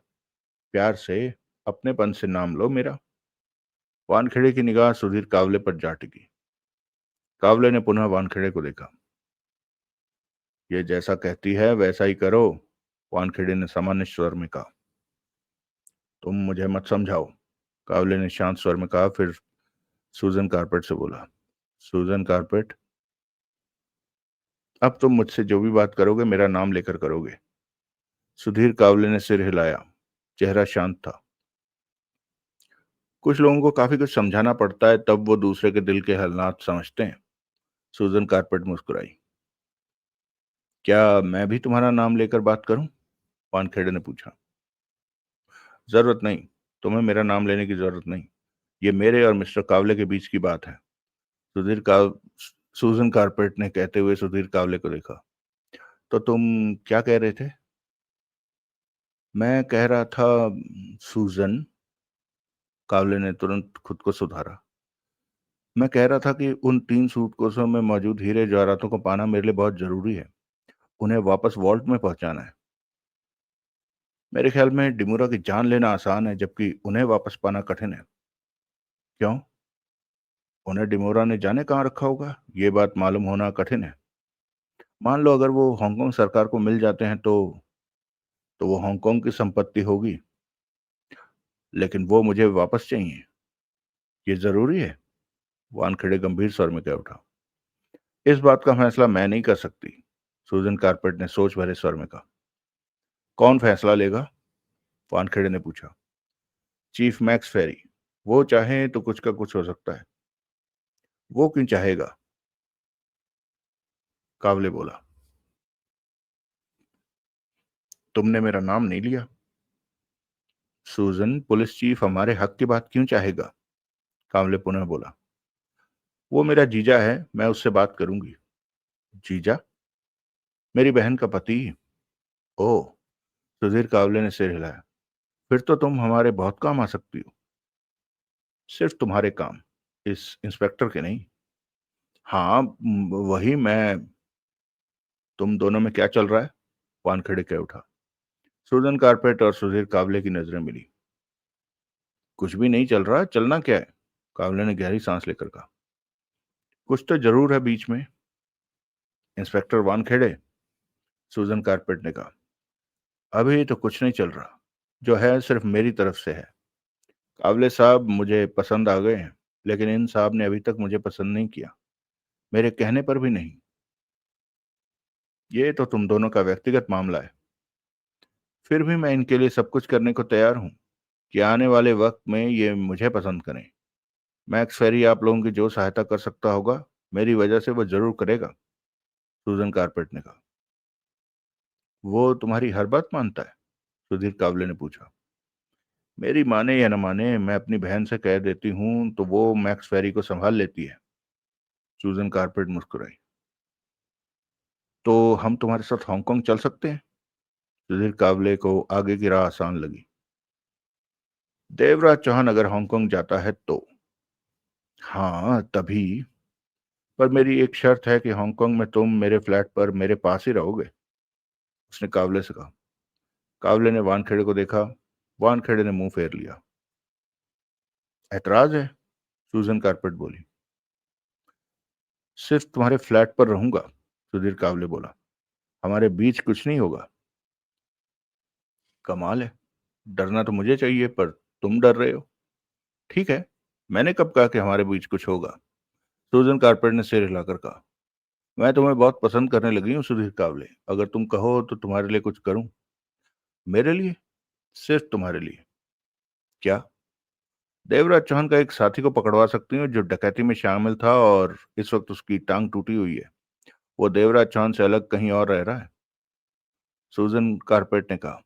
वानखेड़े सतर्क सा दिखने लगा। तुरंत बोला। उसका हुलिया क्या है? सूजन कारपेट ने बताया। सुनील कर? सुधीर कावले के होंठों से निकला। वो कहाँ है? मेरे साथ चलो, बता देती हूँ, लेकिन पहले थैंक्स कहो। सूजन कारपेट मुस्कुराई। थैंक्स? सुधीर कावले कह उठा। ऐसे थैंक्स कहते हैं? तुम्हें बताया था कि। थैंक्स सूजन। बरबस ही सुधीर कावले के चेहरे पर मुस्कान उभर आई। गुड। तुम मुझे देखकर मुस्कुराए तो सही। धीरे धीरे सब ठीक हो जाएगा। सूजन कारपेट उठते हुए बोली। आओ, मैं तुम दोनों को वहां ले चलती हूँ जहां वो इस वक्त छिप कर रह रहा है। वानखेड़े और कावले फौरन उठ खड़े हो गए।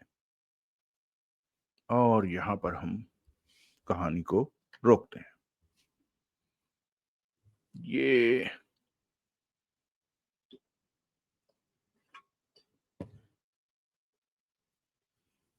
न जाने क्यों मुझे लग रहा है कि किसी आदमी ने ना हमें सलाह दे दी और एक अतिशयोक्ति भरा सीन या कैरेक्टर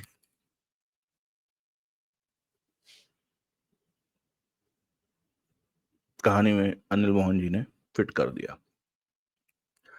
मैं जानबूझ के बुराई नहीं करना चाहता हूं, लेकिन अगर कोई लेखक उसने पीछे क्या लिखा है और आगे क्या लिखता जा रहा है ये बात भूल जाए तो अच्छी बात नहीं होती।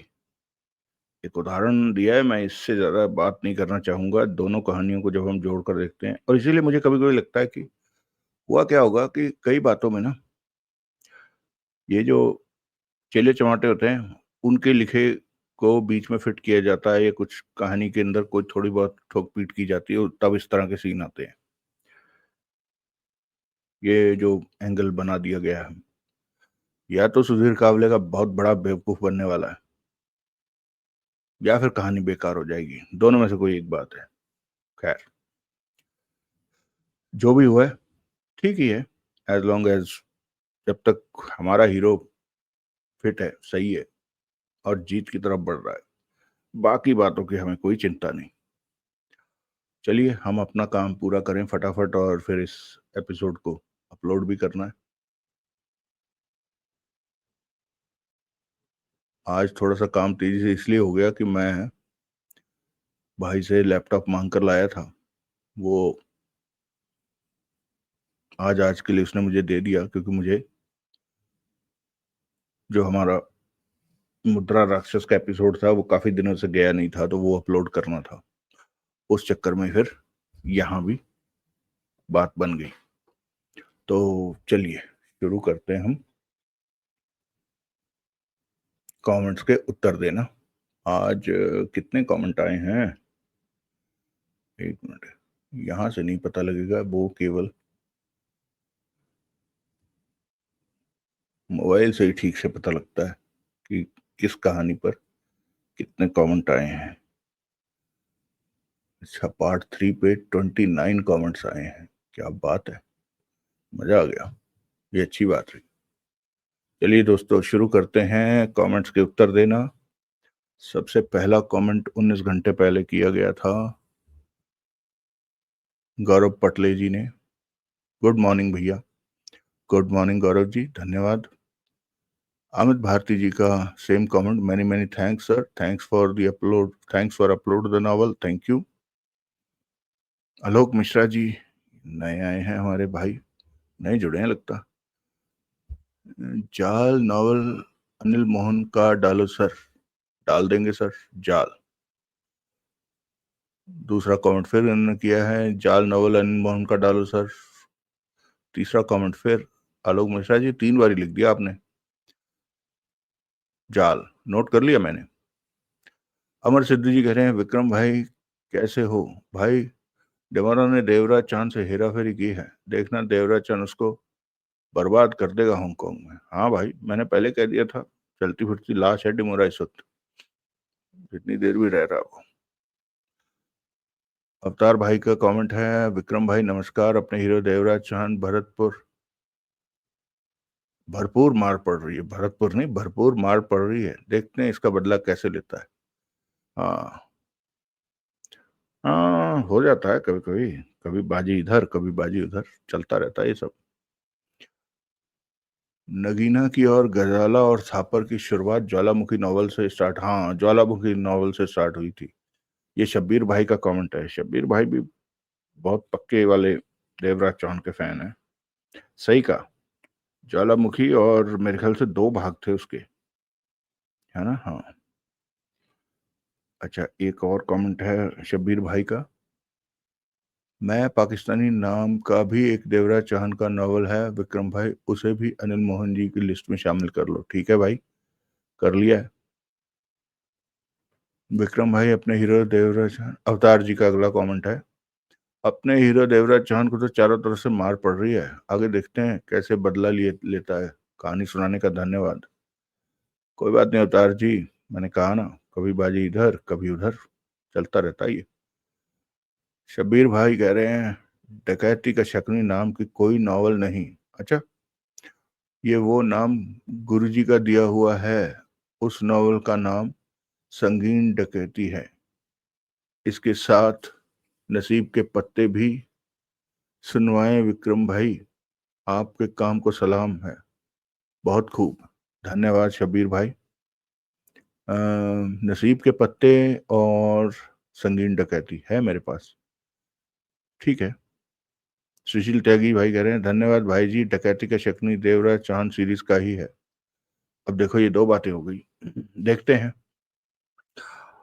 आपने कहा है कि वो गूगल गुरुजी वालों का है, एक आधा एपिसोड सुनकर मैं कहानी मैच कर लूंगा, कोई नहीं, पता चल जाएगा कि वो संगीन डकैती है या डकैती का शकुनी है।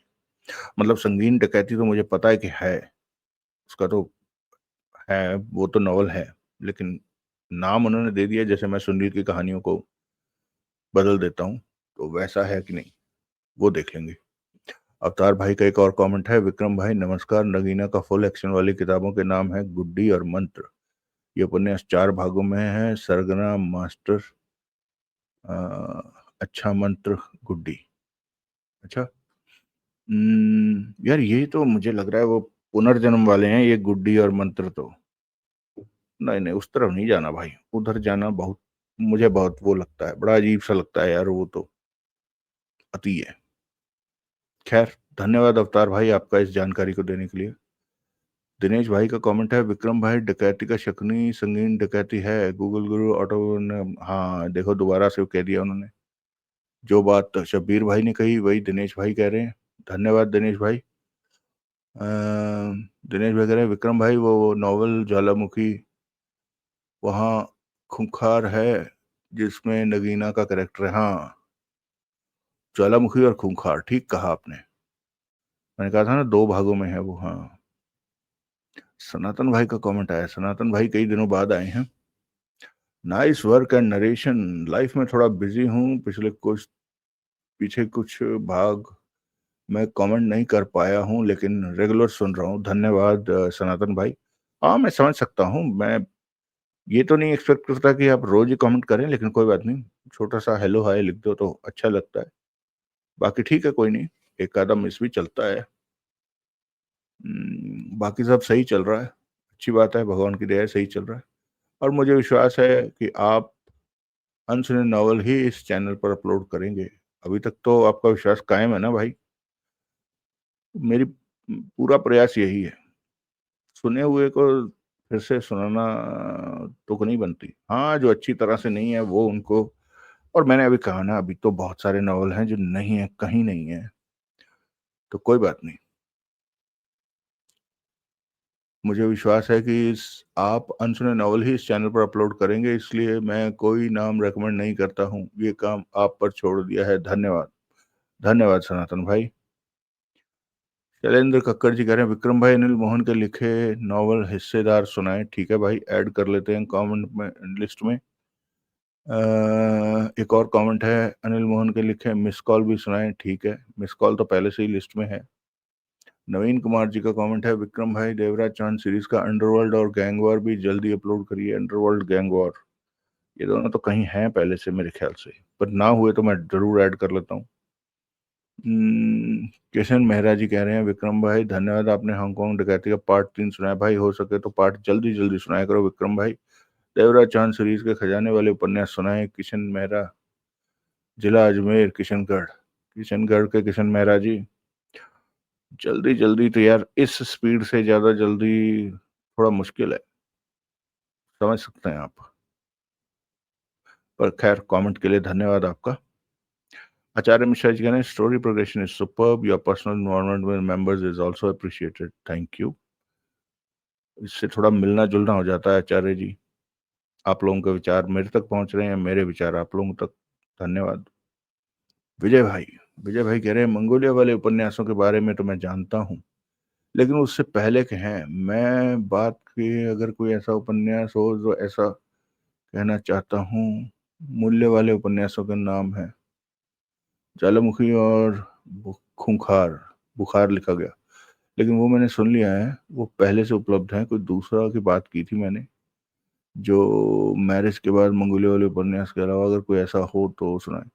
अम, विजय भाई अभी तो देखो, मैंने एक तो खुद नहीं सारी कहानियां पढ़ी, मैंने बताया तो, लेकिन अगर कोई ऐसा है जिसमें इस तरह का कोई है, कोई भाई हमें सजेस्ट कर देता है तो क्या बात है, हम उसे जरूर ऐड कर लेंगे अपनी लिस्ट में।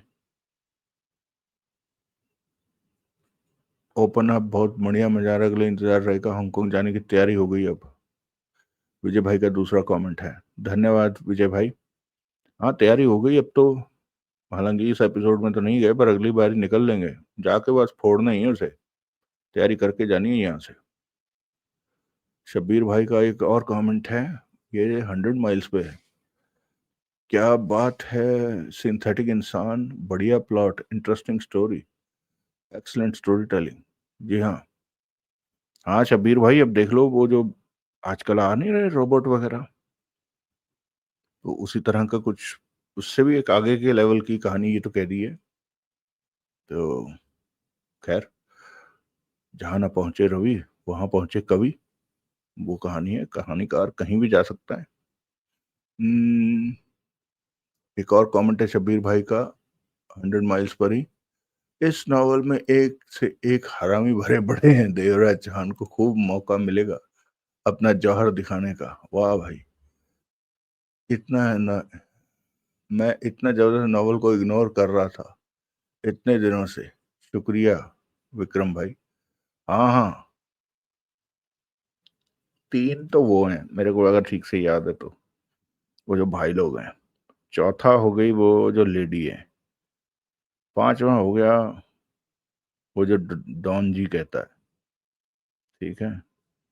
छठा हो गया वो उस लड़की का बॉयफ्रेंड। वाकई 6 7 इसमें उलझाने वाले वो हैं, सबके सब वाकई सही का, बहुत हरामी भरे पड़े हैं उसमें। शैलेश भाई कह रहे कमेंट आया है। धन्यवाद शबीर भाई, धन्यवाद आपके इतने सारे कमेंट्स के लिए।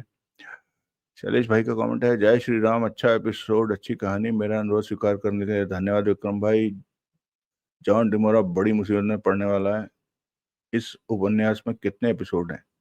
ये तो मैं क्या कह सकता हूँ कितने उपन्यास हैं, मैं आइडिया लगा देता हूँ। 4 हमने रिकॉर्ड कर लिए हैं, और 155 जो है वो बच गए हैं ना। 299 माइनस 144। और अब मैंने शुरू किया था इसे 144 माइनस 117। तो हाँ, वही मैंने कहा ना, एक आराम से 25 27 पेज की मेरी एवरेज है। तो अगर अभी मैं कहूँ कि 155 पेज बचे हुए हैं, तो कम से कम 5 या 6 भाग और होंगे इसके। 5 तो होंगे ही, छठा ना भी हो तो उसको समेट लेंगे 5वें में ही। 5 भाग और आएंगे कम से कम। आपके कमेंट के लिए धन्यवाद शैलेश भाई। शब्बीर भाई का एक और कमेंट है, चौथे भाग पर 100 माइल्स के। कहानी रफ्तार पकड़ चुकी है, अब मजा आएगा, जबरदस्त नावल भाई। सारे नावल एक तरफ और 100 माइल्स एक तरफ। बात तो सही है, पुस्तक तो बांध देता है एक बारी नावल अपने आप में। अगला कमेंट है टेक सॉल्यूशन का। अब हमारा शेर पूरी तरह से रोल में आने वाला है। हाँ, आ गया समझ लो, अब तैयारी कर ली है आज। शब्बीर भाई का अगला कमेंट आया है, शानदार नॉवल, 100 माइल के 5वें भाग में। पहले ही नॉवल पहले ही नॉवल नगीना है, ग्रेट विक्रम भाई, बहुत खूब। पहली ही नॉवल नगीना है, ग्रेट विक्रम भाई, बहुत खूब। हाँ, वो प्लान, ये ऐसे प्लान कैसे किया यार, ये कहाँ से शुरू हुई? यहीं से शुरू हुई थी शब्बीर भाई। मैं आपको कहानी सुनाऊं, मुझे पता चला कि कोई कहानी है 100 माइल्स। मैं गया गुरु जी के उस पे। गुरु जी का पहला भाग जो है सुनने को मिला, उस दिन मैं सुन नहीं सका। अब मेरी आदत है कि मैं ना उसको सेव फॉर लेटर वाले सेक्शन में डाल लेता हूँ, बाद में सुन लेते हैं। वो बाद में गया तो वो ना अटक गया कि भाई इसके पैसे दो। मुझे बहुत चिढ़ मची। तो वहां से फिर मेरा ये सारा सफर है वहीं से शुरू हुआ। तो मैंने कहा यार, खुद ही ढूंढ के पढ़ते हैं, क्या सुनने के चक्कर में। पढ़ने के साथ साथ फिर मुझे लगा सुना भी देते हैं जब पढ़ ही रहे हैं तो। वहां से शुरू हुई थी ये कहानी। धन्यवाद। घूमना फिरना भाई ने बहुत सारे इशारे भेजे हैं, धन्यवाद घूमना फिरना भाई। अ, अगला कमेंट आया है घूमना फिरना जी का। ऐसा मन करता है कि सुनते ही रहो। एक सुबह एक शाम को पढ़ो भाई। घूमना फिरना भाई होता तो मैं जरूर करता। जीवन की कुछ मजबूरियां हैं, मैंने आपको बता दिया। अब तो और ज्यादा मजबूरी ये हो गई है कि मेरा अपना जो लैपटॉप है वो खराब हो गया, तो मुझे और ज्यादा आश्रित होना पड़ रहा है अब। खैर, आपके कमेंट के लिए धन्यवाद। कृष्णा बहन ने कमेंट किया है, बहुत बढ़िया उपन्यास। विनय बरूटा फिलहाल तो बहुत ठीक लग रहा है, आगे देखो शायद उसकी भी कोई चाल ना हो। देवराज चांद के हांगकांग पहुंचने का इंतजार है भाई। आप धीरे धीरे पढ़ते हैं वैसे ही पढ़िए, मशीनी अंदाज में पढ़ना ठीक नहीं। बढ़िया है। हाँ, मैंने बताया तो कि थोड़ा सा भावनाओं के साथ पढ़ने में मजा आता है। धन्यवाद, आपने मेरी बात को समझा। अगला कमेंट है शब्बीर भाई के लिए। क्या कमाल का नॉवल लिखा है नीलमोहन जी ने। इसमें तो कदम कदम पर जबरदस्त मोड़ आते हैं, मोड़ आते जा रहे हैं, और कहानी की रफ्तार तो क्या ही कहने। कैसे 1 से 7 एपिसोड तक पहुंच गया पता ही नहीं चला। विक्रम भाई, आपकी तारीफ तो बनती है भाई, जो आपने शुरुआत ही धमाकेदार की है भाई। दिल जीत लिया। इसको कम से कम 2 बार सुनेगा तभी मजा आएगा। हाँ, मैंने आपको बताया तो इसके चक्कर में ही तो मैंने खुद, मेरा आधा सुना रह गया और वहां से मैं इतना तड़प उठा इस कहानी के चक्कर में कि मुझे इस रूप में आना पड़ा। आप समझ सकते हो, मैं समझ पा रहा हूँ आपकी भावनाओं को। वो जो आप कह रहे हैं ना, वाकई ये वाली कहानी बहुत जबरदस्त थी। धन्यवाद आपके कमेंट के लिए। कृष्णा बहन का उपन्यास है, बढ़िया उपन्यास, बढ़िया प्रस्तुति, अंगूठे का निशान। धन्यवाद कृष्णा बहन। गौरव कुमार भाई कह रहे हैं, खूंखार गांव में भैया उपन्यास का क्या? खूंखार गांव में भैया उपन्यास का? नहीं गौरव, मैं समझ नहीं पाया हूं आप क्या कह रहे हो, दोबारा से लिखिएगा। सुनील कुमार जी, ये नए आए हैं मुझे लग रहा है। राम राम विक्रम जी, राम राम, कैसे हैं आप? मैं बढ़िया हूँ, आप कैसे हैं? कहानी बहुत ही रोमांचक मोड़ पर पहुंच गई है। हाँ, आप अगले का सुनते जाइए। ये डकैती का जादूगर के अंतिम भाग में आपने लिखा है, सुनिए अगले भागों को, बहुत मजा आएगा। पता नहीं आप तक ये मेरा उत्तर पहुंच पाएगा कि नहीं, क्योंकि आप डकैती का जादूगर सुन रहे हैं, सॉरी, हाँ, और अब आप पहला एपिसोड सुनेंगे। चलिए, जब भी आपको सुनने को मिलेगा, उम्मीद है आप तब तक पकड़ पाएंगे। शब्बीर भाई ने कुछ नाम भेजे हैं, अच्छा। डाका, शेर की जान खतरे में। डाका है, शेर की जान खतरे में है, फिरौती है, कमांडो है, गोरिल्ला है, शूट आउट इन बर्मा है। शेर की जान खतरे में 2 बारी लिख दिया आपने। खैर, हथौड़ा है, किडनैप है, हवान है, भगौड़ा है, हाईजैक है, गुलेल है, डबल प्लान है कि नहीं हमें देखना पड़ेगा। हम शक्ल भी देखना पड़ेगा। अघोरी नहीं, फिक्स्ड गेम है, लूटमार है, हरी झंडी पक्का पता नहीं है, निशाना पक्का पता नहीं है, सुरंग, डॉन का मंत्री है। खैर, तो काफी सारे हैं शब्बीर भाई इनमें से। मैंने अभी नोट कर लिए हैं ये जितने भी आपने सजेशन दिए हैं। मैंने आपको बताया तो कुछ एक ही हैं जो मेरे पास नहीं है। जब मैं उतरा था ना, तो सबसे पहला काम मैंने यही किया था उस वक्त, क्योंकि बाद में सॉरी कहना अजीब सी बात हो जाती है। तो इसलिए मेरी पूरी कोशिश है कि कहीं से भी कैसे भी मिले।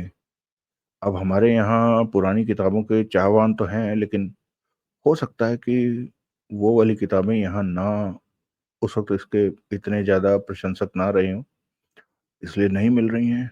और कईयों से तो मैंने फोटोस्टेट भी करवाई हैं, वो क्या कहते हैं, स्कैन भी करवाई हैं। तो जैसे जैसे मिलती जाएंगी वैसे वैसे, यदि आपके यहाँ कोई हो पुरानी पुस्तकों का विक्रेता और उसके पास कोई हो, उसका कोई मूल्य भी चुकाना हो, तो मुझे बता दीजिएगा, मैं भेज दूंगा आप लोगों को। आप उसे करवा के या स्कैन करवा के या पुस्तक की शक्ल में मेरे तक पहुंचा दीजिएगा, तो मैं आपका बहुत धन्यवादी होऊंगा और हम लोग इस चैनल पर डाल देंगे उसे। ये सब हमारा भाइयों का चैनल है, कोई फालतू की अंग्रेजी नहीं। ठीक है, चलिए कोई नहीं, आपके कमेंट का धन्यवाद। अ, तो मिलते हैं हम अगले भाग में। अब काफी लंबी बातें हो गई, वैसे मैंने कोशिश की है कि सब कुछ जल्दी जल्दी समेट दूं। आप सब लोगों ने इतने अच्छे अच्छे कमेंट के लिए बहुत बहुत धन्यवाद। और एक मिनट, कौन से भाई ने कहा था हमें कि जल्दी जल्दी रहे, घूमना फिरना भाई ने, घूमना फिरना भाई आज रविवार है, मैं देखता हूँ अगर शाम को 1 घंटा मैं निकाल पाया तो, प्रॉमिस कोई नहीं है, निकाल पाया तो अवश्य निकालूंगा। ठीक है, चलिए, आप सब सुखी रहें, स्वस्थ रहें, खुश रहें। मिलते हैं हम हांगकांग में डकैती के 5वें भाग में। तब तक के लिए जय हिंद, वंदे मातरम।